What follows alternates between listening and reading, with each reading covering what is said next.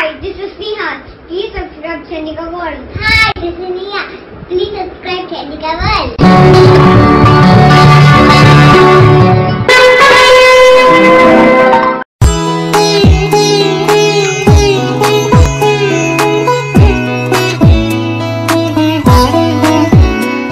ఇప్పుడు మీరు చూస్తున్నది వేల కోట్లతో పాటు ప్రబల కుజదోషం ఉన్న ఒక వినూత్న జాతకం. కేంద్ర కోణాలైన చతుర్థ భాగ్య రాజ్యభావాలలో అత్యధికంగా 6 గ్రహాలు మరియు అసామాన్య గ్రహ కలయికల కారణంగా అనేక ప్రసిద్ధ రాజయోగాలు, వృత్తి స్థానంపై రాహు దృష్టి కారణంగా కాలం కలిసి వచ్చి సునామీలా విరుచుకుపడి పోగుపడిన విపరీత ధన సంపదలు, అతి చిన్న వయసులోనే అపర కుబేరునిగా కీర్తి, ఊహాతీతమైన జీవన వైరుధ్యాలు, అంచనాకు అతీతమైన తెలివి, అంతటి తెలివి కాలం కలిసి రాకపోతే అదృశ్యమవ్వటం, ఇలా ఒక్కటేమిటి, ఈ వినూత్న విపరీత జాతకంలో జ్యోతిష్య అభిమానులు నేర్చుకోవలసిన అంశాలు అనేకం లెక్కకు మించి ఉన్నందున ఈ వీడియో చేస్తున్నాను. జ్యోతిష్యం నమ్మితే జన్మలు కర్మలు నమ్మటం తప్పనిసరి. పూర్వజన్మ సుకృత సహకారం లేకుండా ఏ వ్యక్తి వేల కోట్లకు అధిపతి కాలేడు. ప్రాచీన యుగాలలో చెడుకు ప్రతీకగా వర్ణింపబడిన కుబేరుడు హిందూ పురాణాలలో మాత్రం ధన సంపదలకు దేవుడిగా కీర్తింపబడ్డాడు. ఒకప్పుడు లంకను పాలించాడని, సాక్షాత్తు రావణుడికి సవతి సోదరుడని ప్రాచీన చరిత్ర చెబుతున్న సాక్ష్యం. వైశ్రవణుడిగా పూర్వనామం కలిగిన కుబేరుడు రావణుడిచే ఓడింపబడి బ్రహ్మదేవుని కారణంగా స్వర్గంలో సర్వ సంపదలకు రక్షకునిగా నియమింపబడ్డాడు. ఇదంతా ఎందుకు చెబుతున్నానంటే రాహుకేతువులు యొక్క స్థితి. సింహరాహువు కుంభకేతువు గల జాతకులు చతుర్థ పంచమ భాగ్యాధిపతుల బలం కూడా ఉంటే ఎంతో ఉన్నతంగా జీవిస్తారని చరిత్ర చెబుతున్న సాక్ష్యం. ఈతని జాతకంలో గల రాహుకేతు స్థితి సుప్రసిద్ధ రష్యన్ రచయిత్రి, ఆధ్యాత్మికవేత్త, థియోసాఫికల్ సొసైటీ రూపకర్త బ్లావెట్స్కీ జాతక చక్రంలో కూడా చూడవచ్చును. బ్లావెట్స్కీ స్థాపించిన థియోసాఫికల్ సొసైటీని తెలుగులో దివ్యజ్ఞాన సమాజం అంటారు. ఈమె చెన్నైలోని అడయార్ అనే ప్రాంతంలో దివ్యజ్ఞాన సమాజం యొక్క ప్రధాన కార్యాలయం స్థాపించారు. బ్లావెట్స్కీలో గల దివ్యజ్ఞానంపై అనురక్తి, ఆధ్యాత్మిక జీవితం పట్ల మక్కువ ఈ జాతకునిలో కూడా ఉందిగానే ప్రస్తావించడం జరిగింది. మరొక సారూప్యత ఏమంటే వీరిద్దరి వైవాహిక జీవితంలో అనేక ఒడిదుడుకులు ఉన్నాయి. అదేవిధంగా కుబేరునిలో గల మంచి చెడులకు ఈ జాతకుని జీవితం ఓ ప్రతీక. ఈ జాతకునికి తెలుగు రాష్ట్రాలలో గల భూమి నేటి మార్కెట్ విలువ ప్రకారం వేల కోట్లు ఉండటం వలన అపర కుబేరుడనేది జనమెరిగిన సత్యం. ఈ జాతకుని యొక్క అసలు పేరు ఇక్కడ అప్రస్తుతం కావున మన వీడియో వరకు ఈతని పేరు పూర్వాషాఢ సోముడుగా పిలుచుకుందాం. ఈ జాతకుని జన్మ నక్షత్రం పూర్వాషాఢ.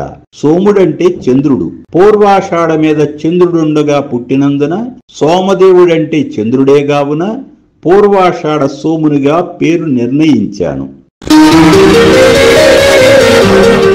వృషభ లగ్నం, పూర్వాషాఢ నక్షత్రం, ధనస్సు రాశి. ఇప్పుడు రాశి చక్రం, భావచక్రం, నవాంశ చక్రం మొత్తంగా పరిశీలిస్తూ విశ్లేషణ వినండి.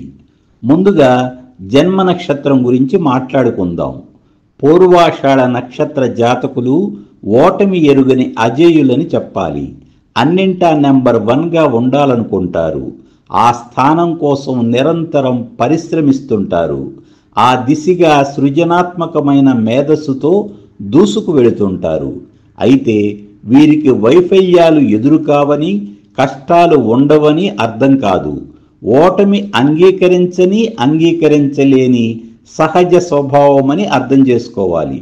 అందువలనే ఈ జాతకులు మరలా విజయం కోసం ప్రయత్నించే పోరాట పటిమ కలిగిన పట్టువదలని విక్రమార్కులని చెప్పాలి. నక్షత్రాధిపతి శుక్రుడు, రాశ్యాధిపతి గురువు అయినందున ఈ జాతకుల జీవితంపై గురు శుక్రుల ప్రభావం ఉంటుంది. దీనికి తోడు చంద్రుడు కుజనవాంశ, జాతకునిలో లాభాపేక్షతో కూడిన రహస్య ప్రణాళికలకు కొదువు ఉండదు. వృషభ లగ్నమునకు ఇతర లగ్నముల కంటే ఆధిపత్య శుభులు ఎక్కువ. భాగ్య రాజ్యాధిపతిగా అనగా 9, 10 స్థానాలకు అధిపతిగా శని యోగకారకుడు. ధన పంచమాధిపతిగా బుధుడు శుభుడు. నైసర్గిక పాపులకు కేంద్రాధిపత్యం శుభం కావున చతుర్థాధిపతి రవి శుభుడు. సప్తమాధిపతి కుజుడు శుభుడు. శుక్రుడు లగ్నాధిపతి మరియు షష్ఠాధిపతి కావున తటస్థుడిగా పిలువబడే శుభుడు. వెరసి 5 శుభగ్రహాలు. ధనస్థానాధిపతి బుధుడు దశమ స్థానంలో ఉన్నందున అనేక విషయాల గురించి అవగాహన ఉండటమేగాక స్వయం కృషితో ఎదుగుదల సాధించి సంపదలు కూడబెడతారని చెప్పాలి. బుధుడు వాక్స్థానానికి అధిపతి కావున వ్యాపార వేదాంత విషయాల గురించి మాట్లాడగల అపర మేధావి అని చెప్పాలి. పంచమాధిపతిగా దశమ కేంద్ర స్థితి రాజయోగాన్ని ఇవ్వగలదు. రాజకీయాలలో ఉన్న పలు ప్రముఖులతో పరిచయాలుంటాయి. ధార్మిక ఆధ్యాత్మిక కార్యక్రమాలు నిర్వహించగలరు. ఈ తెలివిగల బుధునికి తోడు చతుర్థాధిపతి రవి వృత్తి స్థానమైన 10వ ఇంట్లో ఉన్నందున ఈ జాతకుని బుద్ధి పాదరసంలో పరిగెడుతుంది. గొప్ప తెలివిగలవాడిగా అనేక మందిచే హారతులు అందుకుంటారు. సాధారణంగా చతుర్థాధిపతి దశమంలో ఉంటే రాజకీయాలలో విజయం సాధించగలరని చెప్పాలి. ఆ చతుర్థాధిపతి రవి అయిన వేళల వృత్తి వ్యాపారాలలో ఖచ్చితమైన విజయం సాధించగలడని చెప్పాలి. దృఢమైన మనోవైఖరితో పనికి సంబంధించినంత వరకు చాలా ఆనందంగా ఉంటారు. పనిలోనే ఆనందం ఉందని నమ్మే వ్యక్తి అదే సిద్ధాంతాన్ని ప్రబోధిస్తుంటారు. డబ్బు, పలుకుబడి, హోదా, తెలివి, అధికారం అన్నీ అనుభవిస్తారు. రవి బుధ కలయిక, చతుర్థ పంచమాధిపతుల కలయిక దశమ భావం వలన అనేక మందికి ఉద్యోగం ఇవ్వగల సంస్థలు స్థాపించగలరు. సంగీతం అంటే మక్కువ, అధికార విజయాలతో కూడిన ఆకర్షణ ఉంటుంది. చతుర్థ పంచమాధిపతుల కలయిక లగ్న చతుర్థ పంచమ సప్తమ భాగ్య దశమ భావాలలో ఎక్కడ ఉన్ననూ రాజయోగమే. దశమ రవి వలన రాజులాగా వ్యవహరించినప్పటికీ బుధ కలయిక వలన లౌక్యం, వ్యాపార దృక్పథం హెచ్చుగా ఉంటాయి. జాతకుడు వృత్తిరీత్యా వేలాది మందితో మంతనాలు చేయుట వలన అనేక విషయాల పట్ల విషయ పరిజ్ఞానం అభివృద్ధి చెందుతుంది. పాపులు కేంద్ర స్థానములలో శుభ ఫలితములనే ఇవ్వగలరు. కేతువు కారణంగా అనేక పుణ్యక్షేత్రాలు దర్శిస్తారు. ఆధ్యాత్మిక కార్యక్రమాలు నిర్వహిస్తారు. పుణ్యకర్మలను ఆచరించే నిమిత్తం ధన సంపదలను ఖర్చు చేస్తారు. గంగా స్నాన ప్రాప్తి ఉంటుంది. మత సంబంధిత పుస్తకాలను చదువుతారు, అచ్చువేస్తారు, ఉచితంగా పంచిపెడతారు. పుస్తకాలను పంపిణీ చేస్తారు. రాహు దృష్టి కారణంగా దశమంలోని రవి బుధ కేతు గ్రహములు విపరీతంగా యోగించగలవు. వృత్తి స్థానంలో కేతువు కారణంగా వృత్తిలో తరచూ ఏవో తలనొప్పులు తప్పవు. భాగ్యస్థానంలో అష్టమ భాగ్య రాజ్య లాభ భావాలకు అధిపతులైన శనిగురుల కలయిక కూడా ఒక రాజయోగం. సహజ రాశి చక్రంలో శనిగురులు ధర్మ కర్మాధిపతులు, అంటే 9, 10 స్థానాలకు అధిపతులు. ఈ కలయిక భాగ్యభావంలో బహుయోగప్రదం. సుమారుగా 2 దశాబ్దాలకు ఒకసారి మాత్రమే ఏర్పడే గురుశని కలయిక వలన జాతకునిలో దివ్యజ్ఞానం హెచ్చు మోతాదులో ఉంటుంది. ఐక్యూ తక్కువగా ఉండే సాధారణ మనుషులకు ఏమాత్రం అర్థం కాని అతీతమైన అసాధారణ తెలివితేటలు జాతకుని స్వంతం. నవాంశ చక్రంలో కూడా గురుశని కలయిక భాగ్యభావంలో ఉండటం గమనార్హం. భాగ్య రాజ్యాధిపతి శని తన 3వ దృష్టితో లాభస్థానమును, లాభాధిపతిగా గురువు లగ్నమును వీక్షిస్తున్నందున జాతకుని వ్యక్తిత్వం చతుర్థ రాహువు కారణంగా తన అంతర్గత భావాలను బయటకు వ్యక్తం చేయకుండా గొంబనంగా మరియు వ్యాపారాభివృద్ధి కోసం స్వార్థంతో మితిమీరిన ధనకాంక్షతో వ్యవహరించగల ప్రజ్ఞాశాలి అని చెప్పాలి. 4వ ఇంట్లో రాహువు కారణంగా స్నేహితులు తక్కువని, స్వార్థం కోసం, వ్యాపారాభివృద్ధి కోసం ఎంతటి సాహసానికైనా వెనుదీయుడని చెప్పాలి. అవసరమైతే రాహువు దశమాన్ని చూస్తున్న కారణంగా తనకు లాభించే కొత్త వృత్తి ధర్మాలను ఆచరణలోనికి తీసుకురాగలడు. మనఃకారకుడైన చంద్రుడు అష్టమంలో ఉన్నందున మనోవిచారాలు, భావోద్వేగాలు ఉంటాయి. విక్రమ భావాధిపతి అష్టమ భావంలో ఉన్నందున కోర్టు కేసులు, గొడవలు అనివార్యం. ఇవి నిరాధారమైనవా కావా అనేది వేరే సంగతి. తృతీయాధిపతి అష్టమ భావంలో వైవాహిక జీవితానికి మంచిది కాదు. ఇది అనారోగ్యానికి దారితీస్తుంది. లగ్నాధిపతి వ్యయభావ స్థితి యోగ్యం కాదు.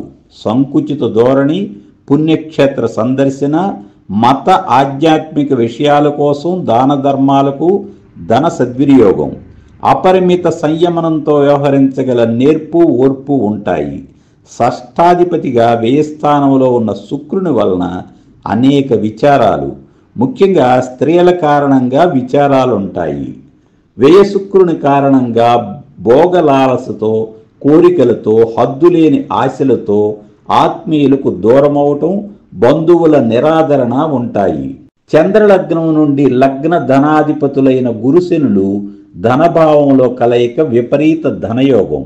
చంద్రలగ్నం నుండి భాగ్యాధిపతి రవి, రాజ్యాధిపతి బుధుడు ఇరువురి కలయిక విక్రమస్థానంలో కూడా ఒక విశేష యోగమే. అక్కడ నుండి సప్తమ దృష్టితో భాగ్యభావాన్ని చూడటం యోగప్రదం. మొత్తం మీద జాతక చక్రములో శాస్త్రములో చెప్పబడిన అనేక ప్రసిద్ధ రాజయోగాలు ఉన్నాయి. ఇప్పటి వరకు సాధారణ ఫలితాల గురించి చెప్పాను. ఇప్పుడు ఈ జాతకంలో గల అసాధారణ ఫలితాలను వివరిస్తాను. పూర్వాషాఢ నక్షత్రం కారణంగా అసాధ్యాలను సుసాధ్యం చేసుకోగల పోరాట పటిమ ఉంటుంది. అనుకోవాలే గాని దేన్నైనా సాధించగలరు. దశమ రవి కారణంగా ఈ జాతకుడు కోరుకుంటే ఎంతటి రాజకీయ పదవి అయినా సాధ్యమే. ధనవంతుడే బలవంతుడుగా ఉన్న రాజకీయ పార్టీలకు, ధనవంతులకు ఇచ్చిపుచ్చుకునే బాంధవ్యం అందరికీ తెలిసిందే. సాధారణంగా జాతక చక్రం చూడగానే ఎక్కువ గ్రహాలు ఎక్కడున్నాయో చూడాలి. కేంద్ర కోణాలలో గ్రహాలు ఎవరి జాతకంలో ఎక్కువ ఉన్నా వారంతా యోగ జాతకులని అర్థం. ఈ పూర్వాషాఢ సోముడి జాతక చక్రములో చతుర్థ కేంద్రంలో రాహువు, భాగ్య కోణములో గురుశనులు, దశమ కేంద్రంలో రవి, బుధ, కేతువులు వెరసి 6 గ్రహాలు కేంద్ర కోణాలలో ఉండటం వలన గొప్ప యోగ జాతకుడనేది సుస్పష్టం. చాలా యోగ జాతకాలలో గ్రహస్థితులు బాగున్నప్పటికీ వారి జీవితం సాధారణంగానే ఉంటుంది. దీనికి కారణం చెబుతూ ఈ పూర్వాషాఢ సోముడి జాతకంలో గల ప్రత్యేకతలను వివరిస్తాను. ముఖ్యంగా దశాక్రమం బాగుండాలి. ఈ జాతక చక్రంలో విపరీతంగా యోగించగల దశలు రాహు, గురు, శని మహర్దశలని ఎవరికైనా అర్థమవుతుంది.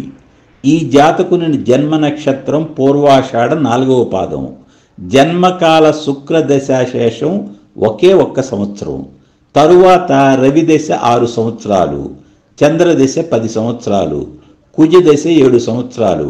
అంటే 24 సంవత్సరాలు పూర్తయ్యేసరికి సరిగ్గా కెరీర్ ప్రారంభంలో రాహుదశ ప్రారంభమైంది.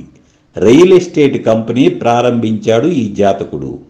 రాహుదశలో సునామీలా విరుచుకుపడిన ధన సంపదలు అతను నివసించే జిల్లా వాసులందరినీ ఆశ్చర్యపరిచాయి. ఆ తర్వాత గురు శని దశలు యోగించాయి. శని మహర్దశ ప్రస్తుతం నడుస్తుంది. అయితే రాహువు ఎంతైనా పాపగ్రహం కావున కుటుంబ స్థానాధిపతి అయిన బుధ అంతర్దశలో కుటుంబ కలహాలు, తత్కారణంగా విభేదాలు పడసూపాయి. భార్యాపిల్లలకు దూరమయ్యాడు. అద్భుతమైన ఈ జాతకుని తెలివితేటలు కాలం కలిసిరాక అస్తగత్వం చెందాయి. ఇదే విషయం నేను ప్రారంభంలో కూడా చెప్పాను. ఆ తర్వాత పరిణామాలు ఇక్కడ అప్రస్తుతం. మనం జాతక పరిశీలన చేసేటప్పుడు జన్మ నక్షత్రం, దశాక్రమం కీలకం అని మరువవద్దు. ఉదాహరణకు ఈ జాతకుడు బుధ నక్షత్రం తొలిపాదం ప్రారంభంలో జన్మించితే 17 సంవత్సరాలు బుధదశ, 7 సంవత్సరాలు కేతుదశ, మొత్తం 24 సంవత్సరాలు పూర్తయి కెరీర్ ప్రారంభించే నాటికి శుక్రమహర్దశ ప్రారంభమయ్యేది. జాతక చక్రం పరిశీలించండి. శుక్రుని వ్యయస్థితి కారణంగా, తటస్థుడైన కారణంగా వ్యయాధిపతి ధనస్థానంలో ఉన్నందున రాజయోగమునకు అవకాశం లేదు. శుక్రదశ పూర్తయ్యే నాటికి 45 సంవత్సరాలు. ఒకవేళ రవిదశ 6 సంవత్సరాలలో బ్రతుకు జీవుడా అని ఒక మోపిడు కొనుక్కొని సక్సెస్ అయ్యాననుకుని భ్రాంతిపడినా ఆ తర్వాత అష్టమ చంద్రుని దశ ఖచ్చితంగా కష్టాలే. కుజదశ వచ్చే నాటికి వయసు 61 వస్తుంది. జీవితం సమాప్తం అని మీకు తెలుస్తుందిగా. ఈ సందర్భంగా నేను జ్యోతిష్య అభిమానులకు తెలియజేసేది ఏమంటే, ఎవరి జీవితంలోనైనా దిక్కుమాలిన గ్రహదశలుంటాయి. యోగ జాతకం అంటే దిక్కుమాలిన పాపగ్రహ అవయోగ దశలు 24 సంవత్సరాలు వచ్చేసరికి పూర్తయి కెరీర్ ప్రారంభంలో యోగ దశలైన శుభగ్రహ దశలు రావాలి. అందువలన జాతక పరిశీలనలో గ్రహ దశల క్రమం, వాటి బలాబలాలు అనివార్యంగా పరిశీలించాలి. పూర్వాషాఢ సోముడి జాతకంలో మరి ఒక అద్భుత విశేషం ఇప్పుడు వివరిస్తాను. జన్మ నక్షత్రం పూర్వాషాఢ. జాతక చక్రంలోని గ్రహ దశలు యోగించాలంటే జన్మ నక్షత్రానికి సదరు గ్రహస్థితులు శుభతారల మీద ఉండాలి. మరీ ముఖ్యంగా విపత్తార, ప్రత్యక్తార, నైదనతారల మీద గ్రహాలు స్థితినొందకుండా జన్మతార, సంపత్తార, క్షేమతార, సాధనతార, మిత్రతార, పరమమిత్ర తారలకు సంబంధించిన నక్షత్రాల మీద యోగమును ఇవ్వగల శుభగ్రహములు స్థితి నుండి ఉన్న ఎడల గొప్ప ఫలితములు ఆయా గ్రహ దశలలో జాతకులు పొందగలరు. ఇప్పుడొకసారి పూర్వాషాఢ సోముని జాతకంలోని గ్రహస్థితులు ఏ నక్షత్రం మీద ఉన్నవో పరిశీలించండి. రాహువు మఖా నక్షత్రం 4వ పాదం మీద స్థితి, అనగా జన్మ నక్షత్రమైన పూర్వాషాఢకు మఖ పరమమిత్రతార, ఇది శుభతార. గురువు, శని 2 గ్రహాలు ఉత్తరాషాఢ 3వ పాదం మీద స్థితి, అనగా జన్మ నక్షత్రమైన పూర్వాషాఢకు ఉత్తరాషాఢ సంపత్తార, ఇది శుభతార. బుధగ్రహం ధనిష్ఠ నక్షత్రం 3వ పాదం మీద స్థితి, పూర్వాషాఢకు ధనిష్ఠ క్షేమతార, ఇది శుభతార. కేతుగ్రహం శతభిషం 2వ పాదం మీద స్థితి, పూర్వాషాఢకు శతభిషం ప్రత్యక్తార, ఇది అశుభతార. రవిగ్రహం పూర్వాభద్ర 3వ పాదం మీద స్థితి, పూర్వాషాఢకు పూర్వాభద్ర సాధనతార, ఇది శుభతార. శుక్రగ్రహం అశ్విని 2వ పాదం మీద స్థితి, పూర్వాషాఢకు అశ్విని పరమమిత్రతార, ఇది శుభతార. కుజుడు ఆర్ద్ర 2వ పాదం మీద స్థితి, పూర్వాషాఢకు ఆర్ద్ర ప్రత్యక్తార, ఇది అశుభతార. అనగా జన్మ నక్షత్రం చంద్రుని అలా ఉంచితే మిగిలిన 8 గ్రహములలో 6 గ్రహములు శుభతారల మీద, 2 గ్రహములు మాత్రమే అశుభతారల మీద ఉన్నాయని అర్థమవుతుందిగా. ఈ కారణంగా మహర్దశలే కాకుండా అంతర్దశలు, విదశలు, సూక్ష్మదశలు కూడా యోగించి జాతకుణ్ణి అపర కుబేరుడిగా రూపొందించాయని నికర సారాంశం. అయితే ఇట్టి పరిశీలన గ్రహములు యోగించగలవా లేదా అనే విషయానికే పరిమితం. దుస్సంఘటనలకు భావములనే ప్రధానంగా పరిశీలించాలి. శుభతారల మీద ఆయా గ్రహములున్న ఎడల తీవ్ర అశుభ ఫలితాలు పలుచుబడతాయి. ఇప్పుడు భావచక్రమును ఒకసారి పరిశీలించండి. రాశి చక్రం, భావచక్రం ఒకే విధంగా ఉన్నాయి. రవి ఒక్కడే లాభభావములో ఉన్నాడు. ఫలితాలకు మనం రాశి చక్రంతో పాటు భావచక్రమును కూడా పరిశీలించాలి. చతుర్థాధిపతి అయిన రవి 11వ భావంలో ఉండటం శుభప్రదమే. స్వతంత్ర భావాలు, స్వయం కృషి, స్వీయ ప్రతిభ ఉంటాయి. తల్లి అదృష్టవంతురాలని సామాన్య జ్యోతిష సూత్రం. జాతకునికి తల్లితో అనుబంధం ఎక్కువని, ఆమె ఈ జాతకునికి ప్లస్ పాయింట్ అని చెప్పాలి. భూ సంబంధ వ్యాపారం ద్వారా విపరీతంగా సంపదలు వచ్చి పడతాయని చెప్పాలి. చతుర్థంలో భూములు, వాహన కారకత్వాలున్నాయని మరువవద్దు. జాతకునికి వాహన వ్యాపారం ద్వారా కూడా విశేష ధనార్జన ఉంటుంది. పూర్వాషాఢ సోముడు వెహికల్ ఫైనాన్స్ ద్వారా అపరిమితంగా ధన సంపదలు గడించాడు. లాభభావంలో శ్రేయస్సు ఉంది, లాభం ఉంది, కూడిక ఉంది. ఏ భావాధిపతి లాభభావంలో ఉన్నప్పటికీ ఆ భావకారకత్వాలు వృద్ధి చెందుతాయి. ఇంకా రవి లాభస్థానంలో ఉంటే దీర్ఘాయుష్ ఉంటుందని జ్యోతిష శాస్త్ర వచనం. పెద్దగా శ్రమ పడకుండా పట్టిందల్లా బంగారం అవుతుంది. రాజసమానుడిగా వైభోగ జీవితం ఉంటుంది. ఇప్పుడు నవాంశ చక్రమును పరిశీలిద్దాం. మిథున లగ్నం. లగ్నములో విక్రమాధిపతి రవి స్థితి. ఈ కారణంగా జాతకునిలో ఆధిక్య స్వభావం. మిథున లగ్నానికి రవి తృతీయాధిపతిగా పాపి అయినందున లగ్న కేంద్ర స్థితి శుభప్రదమే. కుటుంబ స్థానంలో రాహు వలన కుటుంబంలో అశాంతి, ఆకస్మిక కలహాలు, అసంతృప్తి, కుటుంబ విచ్ఛిన్నం. లగ్నాధిపతి బుధుడు పంచమ భావంలో స్థితి మిత్రక్షేత్రమైన శుక్రుని స్థానం కావున మంచిదే. కుటుంబ స్థానాధిపతి శత్రుక్షేత్రమైన 6వ భావంలో శ్రేయస్కరం కాదు. మనఃకారకుడు 6వ భావంలో ఉండటం, అది కూడా నీచపడటం వలన తీవ్రమైన మనోవిచారాలు ఉంటాయి. ముఖ్యంగా చంద్రుడు కుటుంబ స్థానాధిపతి కావున కుటుంబం గురించి మనోవిచారాలు ఉంటాయి. అష్టమ కుజుడు దోషప్రదుడే. మిథున లగ్నానికి శని భాగ్యాధిపతిగా శుభుడు. భాగ్యస్థానములో భాగ్య రాజ్యాధిపతులైన శని గురుల కలయిక యోగదాయకం. శుక్రుని వ్యయభావ స్థితి మిశ్రమ ఫలితం. ఇప్పుడు ఒకసారి రాశిచక్రం పరిశీలించండి. ప్రబల కుజుదోషం గురించి మాట్లాడుకుందాం. లగ్నం నుండి 2వ భావమైన కుటుంబ స్థానంలో కుజుని స్థితి కుజుదోషంగా శాస్త్రం అభివర్ణించింది. పైగా ఇది కుజునికి శత్రుక్షేత్రమైన బుధక్షేత్రం. చంద్రలగ్నం నుండి సప్తమ కుజుడు దోషప్రదుడు. లగ్న చంద్ర లగ్నముల నుండి కూడా కుజుదోషం ఉంది. వాకుస్థానమైన ద్వితీయ భావంలో కుజుడున్నందున ఈ జాతకుని మాటలు ఒకంత వ్యంగ్యంగా, పరుషంగా, పొల్లబిరిచినట్లుంటాయి. ఈ కారణంగా కుటుంబ సభ్యులు, మరీ ముఖ్యంగా భార్యాపిల్లలు మనస్తాపం చెందే అవకాశం ఉంది.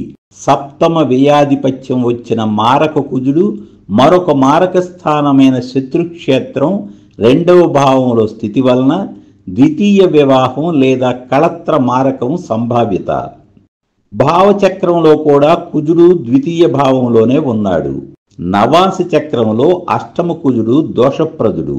ద్వితీయ భావమైన కుటుంబ స్థానంలో రాహువు స్థితి కారణంగా కుటుంబ హాని, స్పర్ధలు తప్పనిసరి. ఇది చాలదన్నట్లు మిథున లగ్నానికి 6, 11 భావాలకు అధిపతిగా ప్రబల పాపి అయిన కుజుడు ద్వితీయ భావంపై మరియు అక్కడున్న రాహువుపై దృష్టి. కుజరాహువుల పరస్పర దృష్టి అశుభప్రదం. ఇన్ని విధాలుగా దోషమున్నందునే ప్రబల కుజు దోషం అని చెప్పాను. జాతకునికి మొదటి వివాహం విచ్ఛిన్నం జరిగి ద్వితీయ వివాహం జరిగింది. చివరిగా 4 మాటలు.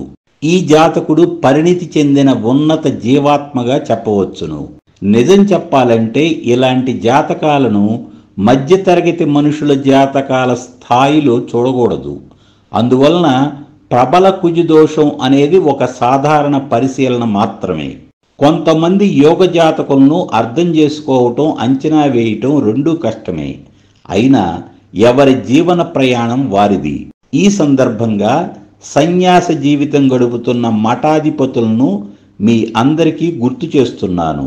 దక్షిణ భారతదేశంలో అతిపెద్ద మఠానికి పూర్వ అధిపతులైన స్వామీజీ సుమారు పక్షం రోజులు వివిధ జాతకాల మీద వారు నా విశ్లేషణ విన్నారు. పూర్వాషాఢ సోముడు కూడా పీఠాధిపతి లక్షణాలున్న ఒక ఉన్నత జీవాత్మగా నేను అభిప్రాయపడుతున్నాను. నాకు ఇంకా చాలా చెప్పాలని ఉంది. ముఖ్యంగా రాహుకేతువుల గురించి చాలా చెప్పవలసి ఉంది. కుంభకేతువు, సింహరాహువుల స్థితి అసామాన్య యోగం. వీడియో నిడివి ఎక్కువైనందున ఇంతటితో ముగిస్తున్నాను. మీ అందరికీ శుభాకాంక్షలు తెలియజేస్తూ సెలవు తీసుకుంటున్నాను.